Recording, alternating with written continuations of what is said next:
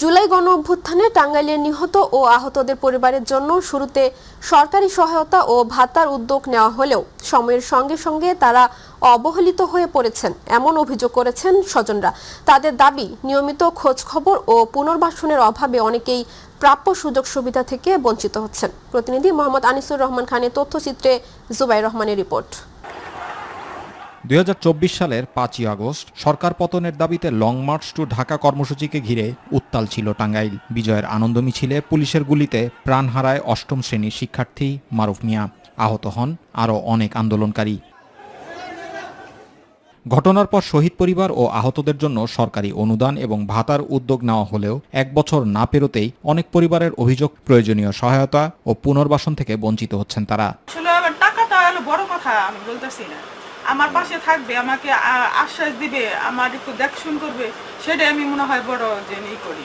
আহত আন্দোলনকারী তানহা জানালেন, হাসপাতালে চিকিৎসাধীন অবস্থায় অনেকেই খোঁজ নিয়েছেন, কিন্তু এখন আর কেউ পাশে নেই। চিকিৎসার পাশাপাশি কর্মসংস্থানের সুযোগ পেলে স্বাভাবিক জীবনে ফিরতে সুবিধা হবে বলে জানান তিনি। 5 আগস্টে গুলি লাগছিল আমার পায়ে, তো ওই টাইমে আপনার সবাই হসপিটালে যাওয়া আসা হয়েছে, খোঁজ খবর নিচ্ছে।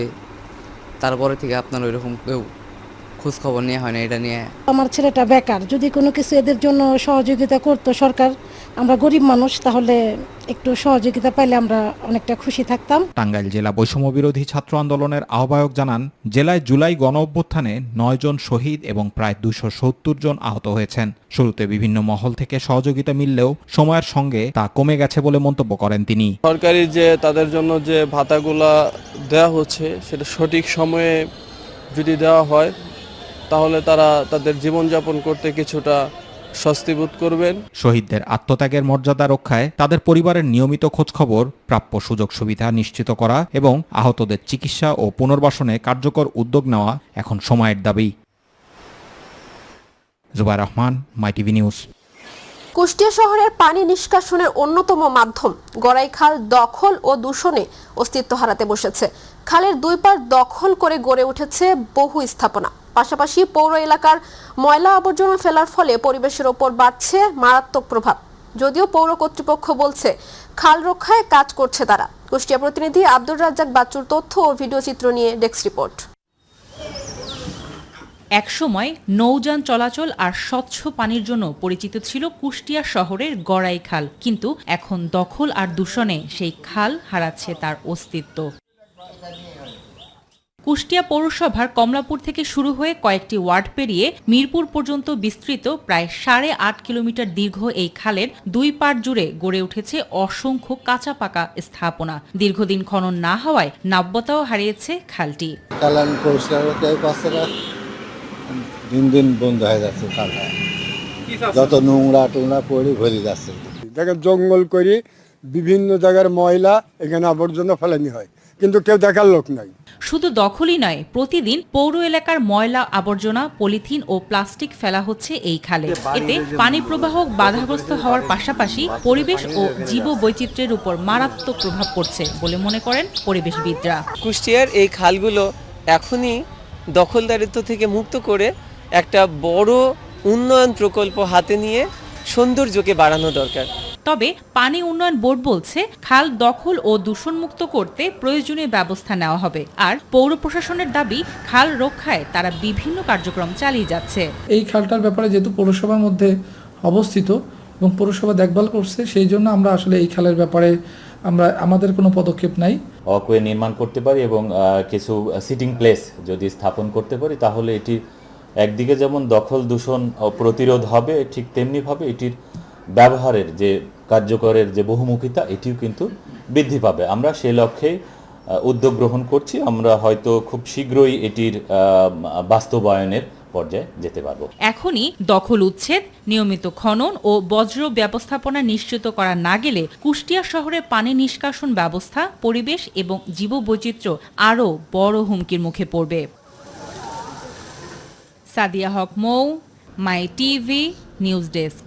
পটুয়াখালীর কলাপাড়ায় আশুগঞ্জ পাওয়ার প্লান্ট প্রকল্পের জন্য অধিগ্রহণ করা জমি এখন স্থানীয়দের জন্য দুর্ভোগের কারণ হয়ে দাঁড়িয়েছে বলে অভিযোগ উঠেছে।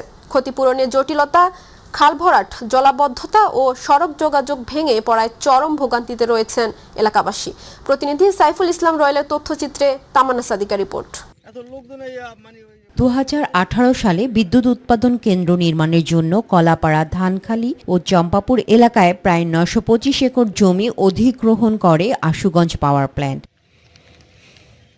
অভিযোগ রয়েছে, অধিগ্রহণ করা জমির অনেক মালিক এখনো পুরো ক্ষতিপূরণের অর্থ পাননি। অন্যদিকে প্রকল্প এলাকার অব্যবস্থাপনায় বর্ষা মৌসুমে বিস্তীর্ণ এলাকা জলাবদ্ধ হয়ে পড়ছে। আমাদের পিছনে এই খালটা ব্রিটিশের আমলের খাল। আশুগঞ্জ তাপবিদ্যুৎ এই জায়গাটা নিয়ে বালু ভরাট করছে, বালু ভরাটের চাপে খালটা বন্ধ হয়ে গেছে। বালি নামানোর জন্য এরা করতেছে, আমরা কোনো সময় এই যে চলতে পারতেছি না এবং এই যে মসজিদ যাইতে পারতেছি না। আমাদের এইখান থেকে স্কুলের গুরুরা প্রাইমারি স্কুল যাইতেও পারে না, এবার কলেজও যাইতে পারে না, এবার মসজিদে নামাজ পড়তেও যাইতে পারছি না। স্থানীয়রা বলছে, প্রকল্প এলাকায় বালু ধসে ভরাট হয়ে গেছে ঐতিহ্যবাহী দেবপুর খাল। ফলে গ্রামের পর গ্রাম প্লাবিত হয়ে জনজীবনে নেমে এসেছে চরম দুর্ভোগ। এই বালু টোটাল নামে আমাদের এই পাকিস্তান প্রাইডের খাল দেবপুরের, এখানে দোতলা অঞ্চল তো আগে, সেই খাল এইটা ভরাট হয়ে গেছে। এই বালু দিয়ে ভরাট হয়। আমরা এলাকার লোকজন প্রায় হাজার হাজার লোক, চম্পাপুর এবং ধানখালী দুইটা ইউনিয়নের লোকজন সব পানিবন্দী। উত্তর পাশে যে জায়গাটা খালের এপারে ওপারে হাজার হাজার ঘর, বাগান, পুকুর সব তলিয়ে মনে করেন একদম নষ্ট হয়ে যাইতেছে। তো পানি প্লাবিত হয়ে গেছে। অতিরিক্ত পানির চাপে বিভিন্ন সড়ক ভেঙে পড়ায় শিক্ষার্থী সহ সাধারণ মানুষের চলাচল ব্যাহত হচ্ছে। এ বিষয়ে আশুগঞ্জ পাওয়ার প্ল্যান্টের তত্ত্বাবধায়ক প্রকৌশলী জানান, ঠিকাদারি প্রতিষ্ঠানের কারণে খাল ভরাট হয়েছে। দ্রুত খাল চলাচল করার উদ্যোগ নেওয়া হবে। ঠিকাদারি প্রতিষ্ঠান যারা কাজ করতেছিল তারাই এটা যে ক্লিয়ার করে দেওয়ার কথা। আমরা ওদেরকে জানাইছি অলরেডি, আমরা ওনাদেরকে চিঠিতেও জানাইছি এবং টেলিফোনেও জানাইছি যে এটা যদি পানিয়াদের সমস্যা হয় আপনারা এটা দ্রুত এটা সলিউশন করে দেন। ভরাট হয়ে যাওয়া খাল দ্রুত খনন, জলবদ্ধতা নিরসন এবং ক্ষতিগ্রস্তদের প্রাপ্য ক্ষতিপূরণ দ্রুত পরিশোধের দাবি জানিয়েছে এলাকাবাসী। তাদের প্রত্যাশা, প্রকল্পটি যেন উন্নয়নের প্রতীক হয়, দুর্ভোগের নয়। তামান্না সাদিকা, মাই টিভি। শ্রমজীবী মানুষের হরেক রকম পেশার অন্যতম হচ্ছে মিন্তি। নগরীর নিত্য পণ্যের বাজারেই তাদের আনাগোনা। ক্রেতাদের সহায়ক শক্তি হিসেবে কাজ করেন তারা। ঝুড়ি ভর্তি বাজার নিয়ে পৌঁছে দিচ্ছেন ক্রেতার গন্তব্যে। বিনিময়ে পাচ্ছেন কিছু অর্থ, যা দিয়ে চলছে তার সংসার। জীবিকার তাগিদে অনেকেই বেছে নিচ্ছেন এমন পেশা। আরও থাকছে সাদিয়া হক মুয়ের রিপোর্টে। ক্যামেরায় ছিলেন মনোয়ার হাসান। এই কাজে আছি 6 মাস ধরে। আমরাও স্বস্তি পাচ্ছি, ওদেরও আর্থিকভাবে উপকার হচ্ছে। মাথায় ঝুড়ি নিয়ে বাজারে ক্রেতার পিছনে ছুটে চলা শ্রমজীবী মানুষকে মিন্তি বলেই চিনে সবাই।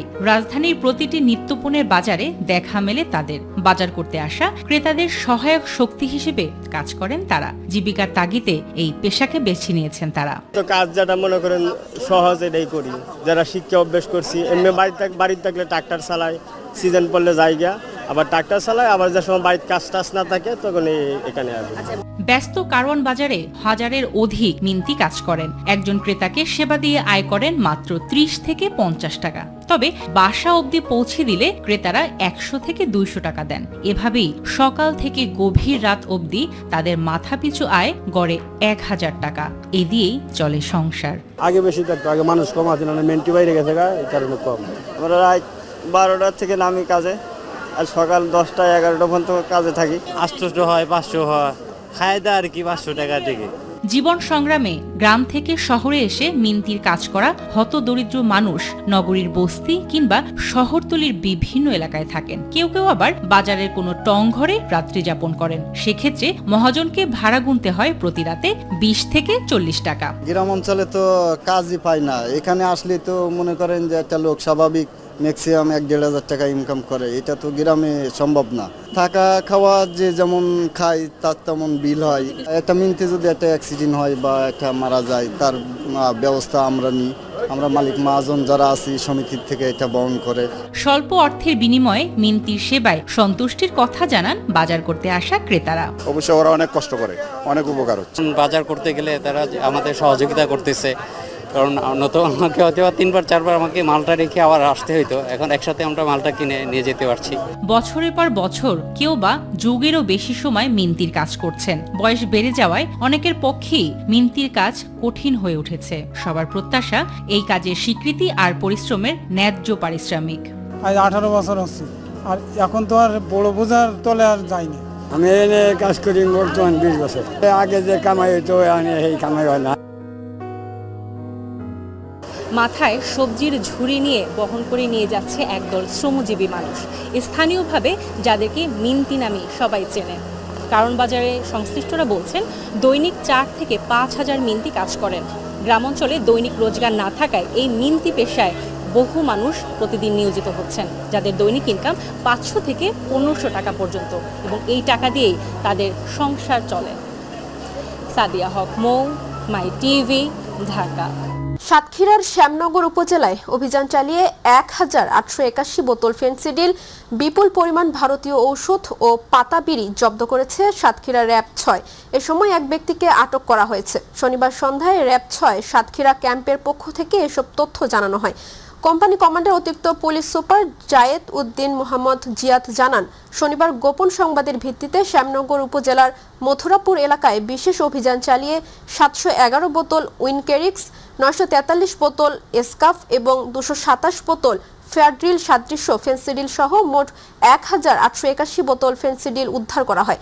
এছাড়া 1480 পাতা ভারতীয় ওষুধ ও 96,000 পিস ভারতীয় পাতা বিড়ি জব্দ করা হয়েছে।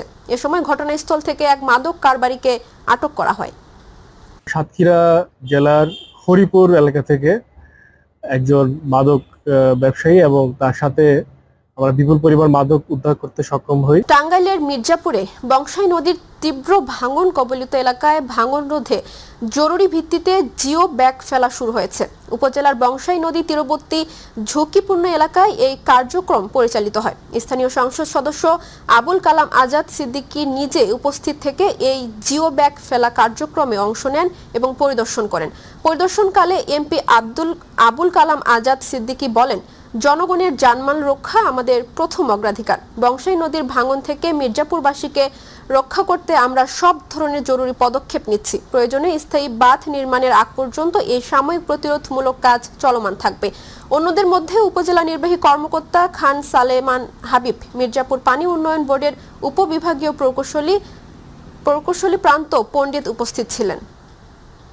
দিনাজপুরের পার্বতীপুরে রেলওয়ে থানা পুলিশের বিরুদ্ধে মাদকসহ আটক এক ব্যক্তিকে ছেড়ে দেওয়ার অভিযোগ উঠেছে। জানা গেছে, স্টেশনের 5 নম্বর প্ল্যাটফর্মে সন্দেহভাজন এক ব্যক্তিকে 4 পিস ইয়াবাসহ হাতে নাতে তাকে আটক করে স্থানীয়রা। পরে উদ্ধারকৃত ইয়াবাসহ আটক রাকিব হোসেন ওই যুবককে পার্বতীপুর রেলওয়ে থানার সোপর্দ করা হয়।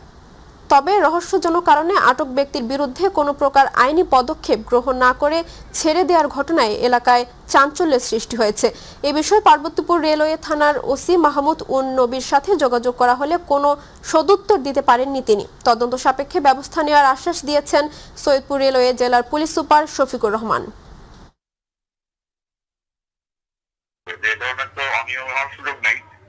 যেকোনো কিছুতেই অবশ্যই আইনানুগ যে ব্যবস্থা সেটা হবে, আইন তার নিজস্ব গতিতে চলবে। মানে রিপোর্টের ক্ষেত্রে বক্তব্য তো এখন আপনার কাছে আমি একরকম শুনলাম, আমার মানে ইয়েতে দেখতে হবে আসলে যে বিষয়টি কি আমার আসলে খতিয়ে দেখতে হবে। তো মানে আপনার কাছ থেকে এই বিষয়টা শুনলাম, সেহেতু আমার এই জিনিসটা দেখতে হবে এবং আসলে ঘটনাটা কি এটা লক্ষ্মীপুরে পারিবারিক বিরোধের সালিশ শেষে সালিসদার নজরুল ইসলাম নামে এক বৃদ্ধকে গুলি করে আহত করার অভিযোগ উঠেছে আশিক নামের এক যুবকের বিরুদ্ধে।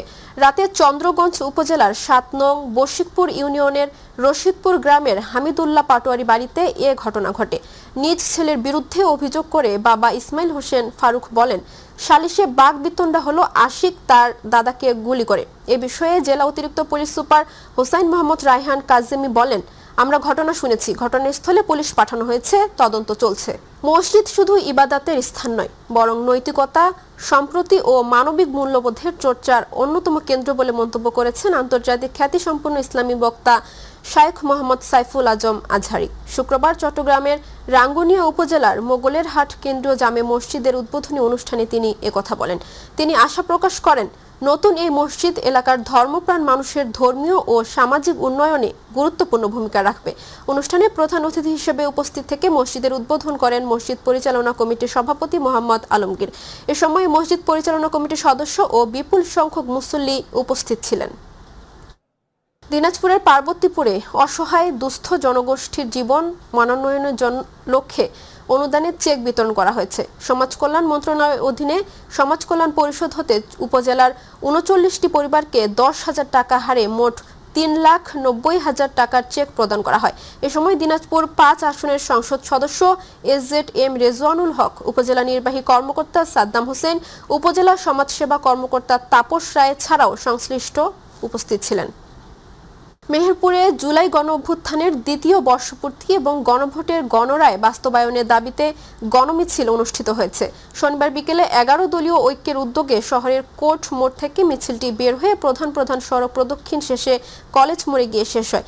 মিছিলে নেতৃত্ব দেন জেলা জামায়াতের সেক্রেটারি ইকবাল হোসেন। পরে সংক্ষিপ্ত সমাবেশে বক্তারা দ্রুত জুলাই সনদ বাস্তবায়ন, আগামী 5 আগস্টের মধ্যে জুলাই জাদুঘর উন্মুক্ত এবং গণভোটের রায় বাস্তবায়নের দাবি জানান। পাশাপাশি দাবি বাস্তবায়ন না হলে কঠোর কর্মসূচির হুঁশিয়ারি দেন। মৌলভীবাজারের জুড়ি উপজেলায় 2025-26 অর্থ বছরের খরিফ 2 মৌসুমে প্রণোদনা কর্মসূচির আওতায় উপসি রোপা আমনের বীজ ও বৃক্ষরোপণ কর্মসূচির গাছের চারা বিতরণ করা হয়েছে। উপজেলা নির্বাহী কর্মকর্তা মুশফিকিন নূরের সভাপতিত্বে এ কার্যক্রমের উদ্বোধন করেন মৌলভীবাজার 1 আসনের সংসদ সদস্য নাসিরউদ্দিন আহমেদ মিঠু। এ সময় ক্ষুদ্র ও প্রান্তিক কৃষক এবং বিভিন্ন শিক্ষা প্রতিষ্ঠানের মাঝে বিনামূল্যে বীজ ও গাছের চারা বিতরণ করা হয়। অনুষ্ঠানে উপজেলা কৃষি কর্মকর্তা মাহমুদুল আলম খান, থানার ওসি মোহাম্মদ রফিকুল ইসলাম, উপজেলা বিএনপির সভাপতি মামুন রেজা সহ অন্যান্যরা বক্তব্য দেন। যশোরের মনিরামপুরে জুলাই জাতীয় সনদ ও গণভোটের রায় বাস্তবায়ন, গণতন্ত্র, ন্যায় বিচার, সুশাসন এবং জনগণের অধিকার প্রতিষ্ঠার দাবিতে গণমিছিল ও পথসভা অনুষ্ঠিত হয়েছে।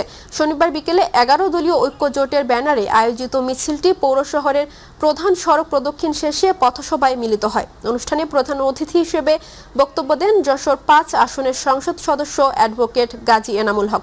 বক্তারা দ্রুত জুলাই জাতীয় সনদ ও গণভোটের রায় বাস্তবায়নের দাবি জানান এবং গণতন্ত্র ও জনগণের অধিকার প্রতিষ্ঠায় ঐক্যবদ্ধ আন্দোলনের আহ্বান জানান। নারায়ণগঞ্জের ফতুল্লায় বাসা থেকে ধরে নিয়ে ছিনতাইকারী আখ্যা দিয়ে সিজান নামে এক যুবককে গণপিটুনি দিয়ে হত্যা করার অভিযোগ উঠেছে। শনিবার রাত 10টায় পশ্চিম মাসদাইর এলাকায় এ ঘটনা ঘটে। নিহতের পরিবার জানান, রাতে বাসা থেকে অন্তত 30 থেকে 40 জন তাকে ধরে নিয়ে নির্মম নির্যাতন ও পিটিয়ে গুরুতর আহত করে।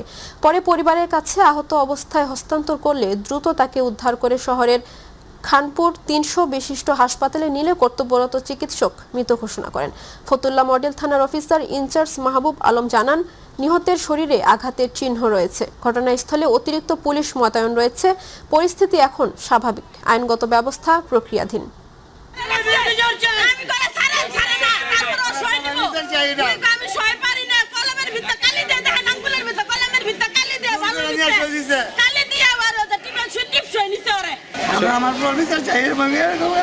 জাতীয় কবি কাজী নজরুল ইসলামের 127তম জন্ম জয়ন্তী উপলক্ষে পটুয়াখালীর রাঙ্গাবালী উপজেলায় নজরুল বর্ষ উদযাপন উপলক্ষে সাংস্কৃতিক অনুষ্ঠান অনুষ্ঠিত হয়েছে।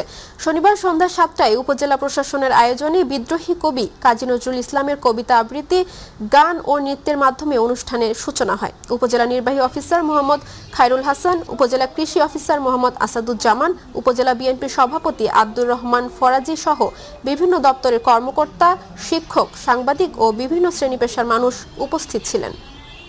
মানিকগঞ্জের ঘিওর উপজেলার চরকসুন্ডা সর্বজনীন কালী মন্দিরে বাৎসরিক কালী পূজা ও ভক্ত সমাবেশ অনুষ্ঠিত হয়েছে।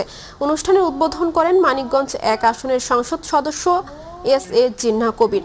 মন্দির কমিটির সভাপতি গৌরাঙ্গ বিশ্বাসের সভাপতিত্বে প্রধান অতিথি হিসেবে বক্তব্য রাখেন প্রধানমন্ত্রীর বিশেষ সহকারী বিজন কান্তি সরকার।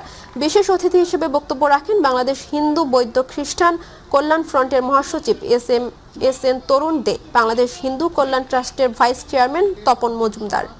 খুলনার রূপসা তেরখাদা ও দিঘলিয়া উপজেলার 15টি ইউনিয়ন দল নিয়ে শুরু হয়েছে সাবেক প্রধানমন্ত্রী বেগম খালেদা জিয়া আন্তঃ ইউনিয়ন ফুটবল টুর্নামেন্ট। রূপসার শ্রীফলতলা ইউনিয়নের পালেরহাট মাঠে টুর্নামেন্টের উদ্বোধন করেন যুব ও ক্রীড়া প্রতিমন্ত্রী আমিনুল হক।